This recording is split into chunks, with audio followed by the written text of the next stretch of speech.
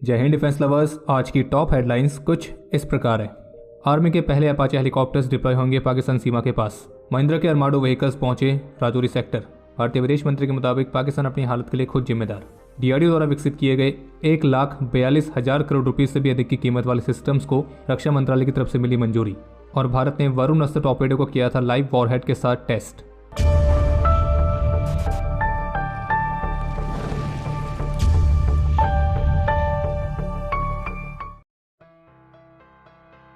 तो इस वर्ष फरवरी या मार्च के महीने से इंडियन आर्मी के लिए भी अपाचे अटैक हेलीकॉप्टर्स की डिलीवरी को शुरू कर दिया जाएगा। तो अब इससे ही जुड़ी एक लेटेस्ट रिपोर्ट एएनआई की तरफ से जारी की गई है और जिसमें मिलिट्री ऑफिशियल्स के हवाले से बताया गया है कि आर्मी के जो अपाचे हेलीकॉप्टर्स होंगे तो उन्हें पाकिस्तान के साथ लगी सीमा के पास जोधपुर में मिलिट्री स्टेशन में डिप्लॉय किया जाएगा। और ऑफिशियल्स का यह भी कहना है कि कॉन्ट्रैक्ट के तहत इन हेलीकॉप्टर्स को ऑपरेट करने के लिए 50 से अधिक आर्मी के पायलट्स और टेक्नीशियंस को अमेरिकन फैसिलिटीज में ट्रेनिंग ऑलरेडी दी जा चुकी है। और इसका मतलब यह है कि आर्मी को जैसे अपाचे हेलीकॉप्टर्स मिलेंगे तो बेहद ही शॉर्ट टाइम पीरियड के अंदर आर्मी के अपाचे हेलीकॉप्टर्स की फ्लीट ऑपरेशनलाइज हो सकती है। और बाकी ये तो आप सभी जानते होंगे कि इंडियन एयरफोर्स की सर्विस में ऑलरेडी 22 अपाचे हेलीकॉप्टर्स की फ्लीट है और इन हेलीकॉप्टर्स को वेस्टर्न और नॉर्दर्न बॉर्डर्स दोनों ही जगह पर डिप्लॉय किया गया है। और जबकि आर्मी के लिए फिलहाल 6 अपाचे हेलीकॉप्टर्स लिए जाने, लेकिन आगे चलकर इन हेलीकॉप्टर्स के कुछ और एडिशनल यूनिट्स के लिए भी ऑर्डर्स प्लेस किए जा सकते हैं। और लैंड फोर्सेस को सपोर्ट करने के लिए भविष्य के जितने भी जॉइंट ऑपरेशंस होंगे तो उस दौरान भी ये हेलीकॉप्टर्स हमें एक बढ़त प्रदान करने में मदद करेंगे। और बाकी ये तो आप सभी जानते होंगे कि जो अपाचे अटैक हेलीकॉप्टर है तो वो दुनिया के सबसे ज्यादा बैटल प्रूवन अटैक हेलीकॉप्टर्स में से एक है। और इस हेलीकॉप्टर के एडवांस एवियोनिक्स, इसके एडवांस वेपन सिस्टम्स इसे एक घातक मशीन बनाते हैं जो कि इसे दिन और रात किसी भी तरह की स्थिति में अपने ऑपरेशंस को प्रिसाइसली कंडक्ट करने में काफी मदद करते हैं। आज दिल्ली में केंद्रीय गृह मंत्री श्री अमित शाह की अध्यक्षता में जम्मू कश्मीर को लेकर एक high level security review meeting आयोजित की गई है। इस मीटिंग में जम्मू कश्मीर के लेफ्टिनेंट गवर्नर, जम्मू कश्मीर के chief secretary NSA Ajit Doval, Indian army chief, northern army command commander, Jammu Kashmir police के DGP, intelligence bureau, CRPF, SSB और गृह मंत्रालय और जम्मू कश्मीर से संबंधित सभी सीनियर ऑफिशियल्स शामिल हैं। और आज की इस मीटिंग में केंद्रीय गृह मंत्री ने कंप्लीट एरिया डोमिनेशन के लिए निर्देश दिए हैं और साथ ही साथ पुलिस, आर्मी और CRPF के बीच और भी बेहतरीन कोऑर्डिनेशन बनाने के लिए भी कहा है। और इसके अलावा उन्होंने इस बात पर भी जोर दिया है कि जम्मू कश्मीर में लोकल इंटेलिजेंस को और बढ़ावा देने और मजबूत करने की भी जरूरत है। और अगर जम्मू कश्मीर की बात हो ही रही तो आपको बता दें कि आज जम्मू कश्मीर के राजौरी सेक्टर से कुछ वीडियो फुटेज सामने आई है और जिसमें आप साफ साफ देख सकते हैं कि जम्मू कश्मीर में हमारे ट्रूप्स के पास महिंद्रा द्वारा बनाए गए अरमाडो लाइट स्पेशलिस्ट व्हीकल्स पहुंचने शुरू हो चुके हैं। हालांकि वो बात अलग है कि इस तरह के व्हीकल्स की रिक्वायरमेंट जम्मू कश्मीर के सेंसिटिव एरियाज में बहुत पहले से थी। बाकी एक अपडेट ये भी है जिसमें सेंट्रल एजेंसीज का अनुमान है कि वर्तमान समय में जम्मू कश्मीर में करीब 91 आतंकी सक्रिय हैं और जिनमें से 61 पाकिस्तान से हैं। और जैसे कि पहले भी ऑफिशियल्स की तरफ से बताया गया कि 2023 में जो टोटल आतंकी मारे गए थे तो उसमें से अधिकतर आतंकी पाकिस्तान से थे। यानी कि ऐसा पहली बार देखा गया है जब जम्मू कश्मीर में मारे गए आतंकियों की संख्या में स्थानीय आतंकी की संख्या कम है और जबकि दूसरे फॉरेन टेररिस्ट की संख्या ज़्यादा है, जो कि कहीं ना कहीं इस बात की तरफ संकेत करता है कि जम्मू कश्मीर में जो पाकिस्तान अपने अलग अलग प्रोपेगेंडा के जरिए यहाँ के युवाओं को भटकाता था तो शायद अब पाकिस्तान की वो स्ट्रेटेजी काम नहीं आ रही है, तो इसलिए मजबूरी में उसे अपने वहाँ से यहाँ आतंकी भेजने पड़ रहे हैं जम्मू कश्मीर में अशांति फैलाने के लिए। और ये तो हम सभी जानते हैं कि सीमा पार से जो इधर आएगा तो उन्हें हमारे फोर्सेज उनकी सही जगह पहुँचाई देगी। और जबकि कल सोमवार को जम्मू कश्मीर में स्पेशल UAPA कोर्ट ने किश्तवाड़ जिले से बिलोंग करने वाले 23 आतंकियों को प्रो क्लेम ऑफेंडर के तौर पर डिक्लेयर किया है। और ये वो आतंकी हैं जो कि पाकिस्तान और POK से ऑपरेट कर रहे हैं। और अब पुलिस ऑफिसर्स का कहना है उनकी जो यहाँ पे प्रॉपर्टीज़ हैं उसे जल्द ही अटैच करना शुरू किया जाएगा। आज मंगलवार को ANI के साथ एक खास इंटरव्यू में भारतीय विदेश मंत्री डॉक्टर एस जयशंकर की तरफ से काफ़ी महत्वपूर्ण स्टेटमेंट्स देखने को मिली हैं। जैसे कि अभी हाल ही में जब भारतीय विदेश मंत्री ने रशिया को विजिट किया था तो उनकी इस रशियन विजिट को वेस्टर्न मीडिया ने काफ़ी ज़्यादा क्रिटिसाइज़ किया था। तो उससे ही जुड़े हुए प्रश्न का जवाब देते हुए भारतीय विदेश मंत्री का कहना था कि भारत फोकस कर रहा है दुनिया भर के नेशंस के साथ अपने रिलेशनशिप को एक्सपेंड करने पर। और उन्होंने इस बात पर जोर दिया कि हर एक देश की अपनी खुद की वैल्यूज़ होती हैं और अपना खुद का इंटरेस्ट होता है। इसके अलावा चीन पर बात करते हुए उनका ये कहना था कि भारत को चीन के साथ यथार्थवाद के आधार पर निपटना चाहिए, जिसकी वकालत सरदार वल्लभ भाई पटेल ने अपनी पॉलिसीज में करी थी जब वे प्रधानमंत्री पंडित जवाहरलाल नेहरू के कार्यकाल के समय गृह मंत्री थे। और भारतीय विदेश मंत्री ने यह भी कहा कि चीन के साथ डील करने के मामले में हमारे प्रधानमंत्री पंडित जवाहरलाल नेहरू और तत्कालीन गृह मंत्री सरदार वल्लभ भाई पटेल के ओपिनियन में डिफरेंस था। और ये डिफरेंस क्यों था तो इसको समझ पाना बहुत मुश्किल है। बाकी उन्होंने ये भी कहा कि पहले गवर्नमेंट चीन के साथ आइडियलिज्म यानी कि आदर्शवाद के आधार पर डील करती थी, बल्कि चीन के साथ रियलिज्म यानी कि यथार्थवाद के आधार पर डील करने की जरूरत है, जैसे कि पूर्व गृह मंत्री श्री सरदार वल्लभ भाई पटेल भी करते थे। बाकी भारतीय विदेश मंत्री ने प्रधानमंत्री पंडित जवाहरलाल नेहरू की चाइना फर्स्ट वाली पॉलिसी को भी क्रिटिसाइज किया, जिस पर उन्होंने चीन को कहा कि सिक्योरिटी काउंसिल की सीट पहले आप ले लो।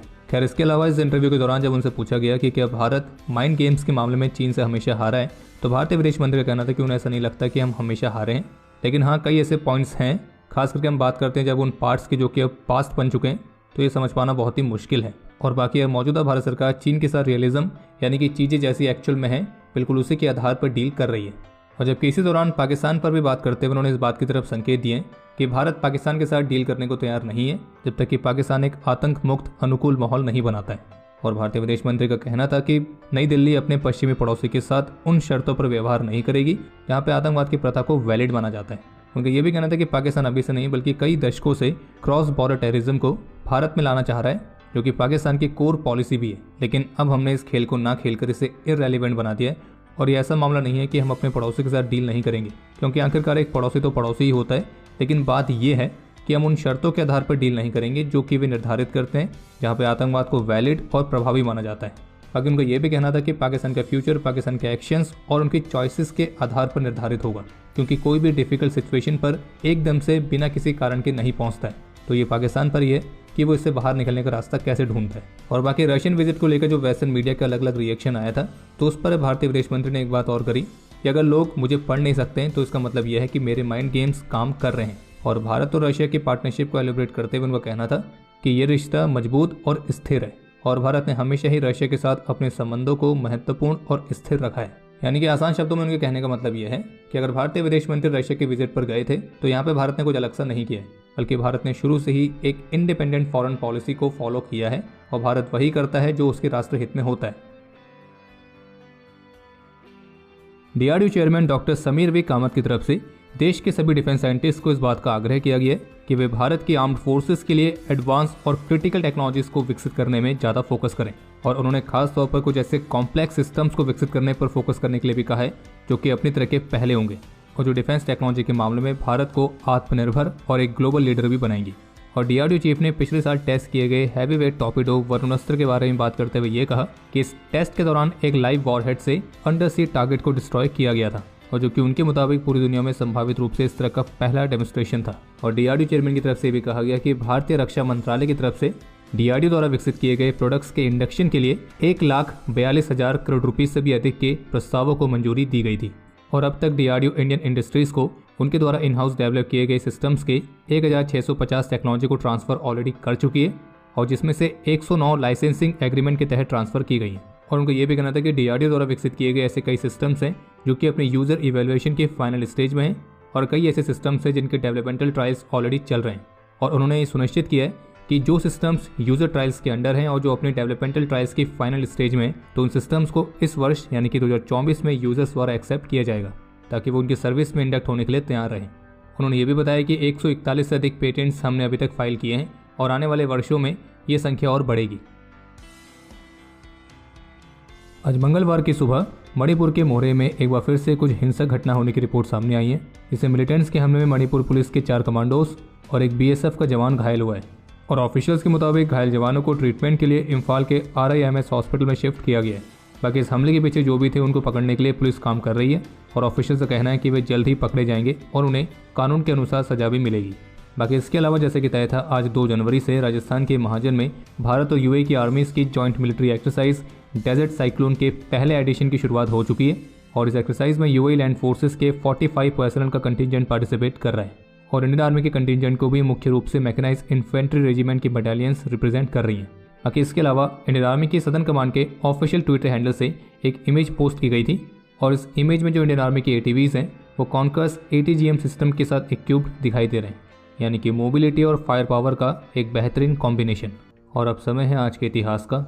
आज ही का वो दिन है जब पठानकोट एयरबेस पर पाकिस्तानी आतंकियों द्वारा हमला किया गया था, और इस हमले में शामिल आतंकियों को ढेर करने के लिए जो ऑपरेशन चलाया गया था वो ऑपरेशन 5 जनवरी तक जारी रहा था। लेकिन इसी हमले के दौरान हमने अपने 7 वीरों को खोया था, जिनमें lieutenant colonel Niranjan Kumar, Garud special forces से कॉर्पोरल गुरसेवक, DSC से सूबेदार मेजर फतेह सिंह, हवलदार जगदीश चंद, हवलदार कुलवंत सिंह, हवलदार संजीवन राणा और लांस नायक मूलराज। तो ये वो हमारे वीर हैं जिन्होंने अपना सर्वोच्च बलिदान दिया था, और इनमें से लेफ्टिनेंट कर्नल निरंजन कुमार और कॉर्पोरल गुरसेवक को मरणोपरांत शौर्य चक्र से और हवलदार जगदीश चंद को मरणोपरांत कीर्ति चक्र से सम्मानित किया गया। आज के दिन 2004 में जम्मू रेलवे स्टेशन पर हुए एक आतंकी हमले को नाकाम करते हुए इंडियन आर्मी के एक यंग ऑफिसर लेफ्टिनेंट त्रिवेणी सिंह ने अपना सर्वोच्च बलिदान दिया था और उनके अदम्य साहस और वीरता के लिए उन्हें मरणोपरांत अशोक चक्र से सम्मानित किया गया। और हमारे इस वीर ने अपने सर्वोच्च बलिदान से पहले 300 लोगों की जान बचाई थी और 2 आतंकियों को एलिमिनेट भी किया था। और आपके लिए आज का प्रश्न ये है कि भारत में चीफ ऑफ डिफेंस स्टाफ की जो पोस्ट है तो वो कब क्रिएट की गई थी। समय है आज के टॉप 3 कमेंट्स का, जो ये रहे आपकी स्क्रीन पर।